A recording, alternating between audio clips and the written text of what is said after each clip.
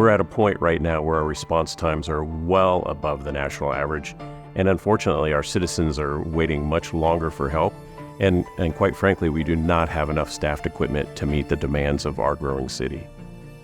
We have many challenges, but some of our biggest challenges are our geography as a city and our capacity to handle multiple calls at the same time. Right now, the city is 13 miles long. We only have one dedicated fire engine, and that distance is huge, and it can take 17 to 18 minutes to get from one end to the other. Response time is one of the most critical things in law enforcement, and right now our average response time is 9 minutes. The national average is 5 minutes. So if you think about when you're needing help, how long a minute takes. If it's a medical related call, that's obviously even more important that we respond and help. And then also if it's any type of violent call, the quicker we can get there, the quicker we can apprehend suspects, the quicker that we can secure evidence, and the better outcome for the community.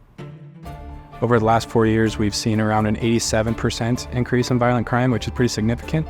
Those investigations become way more lengthy and detail-oriented, which take a lot more resources, which we're already short on. So that is the biggest concern, is the combination of growing population and the types of crime we're seeing has been a challenge for us.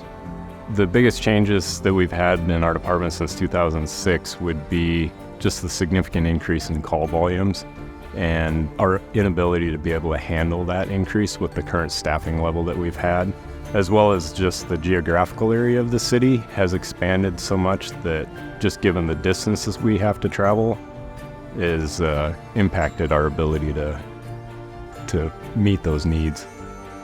How many firefighters and fire engines do you think are protecting our 50,000 people during the day and 30,000 people at nighttime? Because we have to think about our impact is 50,000 to 55,000 during the day. We've got 7 firefighters on duty to protect 50,000 during the day and 30,000 at night. It's not enough.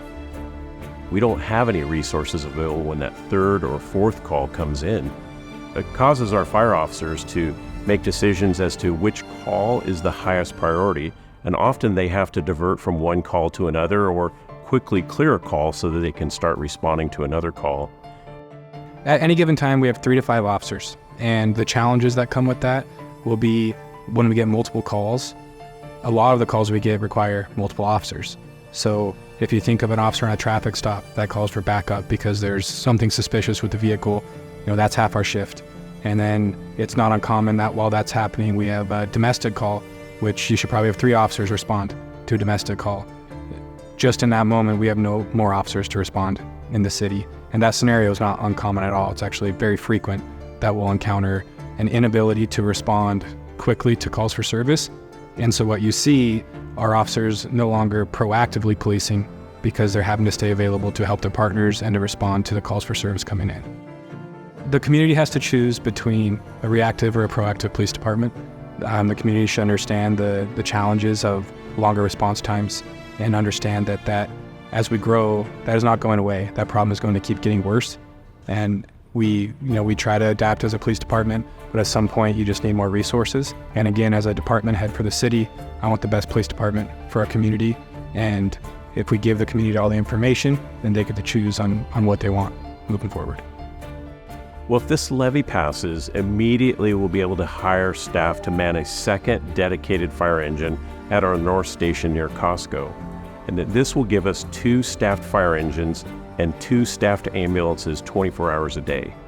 And then the planning and construction of our third station can occur over 2 to 3 years, and that third station then would be cross-staffed with a fire engine and an ambulance, so whatever would be needed would be dispatched, so we could either get a fire engine or an ambulance that would respond from that station. With the levy, the 2 biggest benefits we'll see are decreasing our response times, making sure we can get to your call for help quicker, and also just adequate coverage for the city. The staffing will definitely stabilize us to a point where we can properly police the community, be proactive, engage with our community, and ensure that those partnerships remain so we're the safest community possible. Often we respond to situations that are likely one of the most critical or dangerous times in someone's life. We're here for you to provide the best service that we can. And currently, we're struggling to keep up with that demand of the service that we provide. We're very fortunate to want to have a supportive community, and we have officers that show up every day with a purpose to serve the community. And we've been able to keep those high standards, and we have officers that want to do better. They want to spend more time with the community. They want to spend more time on each call, and it's getting increasingly more difficult to do that. With the resources allocated through the levy, we'd be able to focus more on the community, on those more timely calls, and be able to partner with the community to ensure that Kalispell remains the city we all love. Paid for by the City of Kalispell.